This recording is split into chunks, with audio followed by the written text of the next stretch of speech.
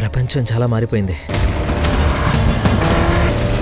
నేను లంబోర్గిని పేరు నిలిచిపోవాలనుకుంటున్నా. ప్రపంచం ఆ పేరుని ఎప్పటికీ మర్చిపోకూడదు అనుకుంటున్నా. హలో ఫెరారీ, నా ఉద్దేశంలో మీరు ప్రపంచంలోనే బెస్ట్ కార్లు చేస్తున్నారు.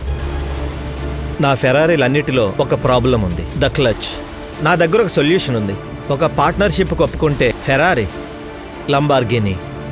తిరిగి నీ ట్రాక్టర్ల దగ్గరికి వెళ్ళిపో. ఏం ఆలోచిస్తున్నావు? కారు గురించి ఆలోచిస్తున్నా. ఇంకా ఉనికిలో లేని కారు, ఒక దున్నంత బలమైన శక్తివంతమైన మర్చిపోలేని కారు.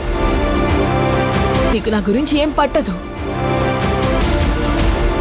6 నెలల్లో జెనీవాలో జనం తరువాతి ఫెరారీ కోసం ఎదురు చూస్తారు. కానీ వాళ్ళు చూసేది మొదటి ల్యాంబోర్గిని. పనిచేస్తుందో లేదో తెలియదు, కానీ మనం ట్రై చేయొచ్చు. ప్రపంచానికి మరో లగ్జరీ కారు ఎందుకు అవసరమో చెప్పండి. మనకి ఫెరారీలు ఉన్నాయి. కానీ పర్ఫెక్షన్ గురించి వెతుకుతున్నాను. ఒక ల్యాంబోర్గిని డ్రైవ్ చేయడానికి, సొంతం చేసుకోవడానికి మీరు సిగ్గుపడకూడదు. నీకు చదువు లేదని, అర్థం చేసుకునేంత తెలివి లేదని అంటున్నారు. మీకు గుర్తింపు కావాలంటే ఫెరారీని కొంటారు.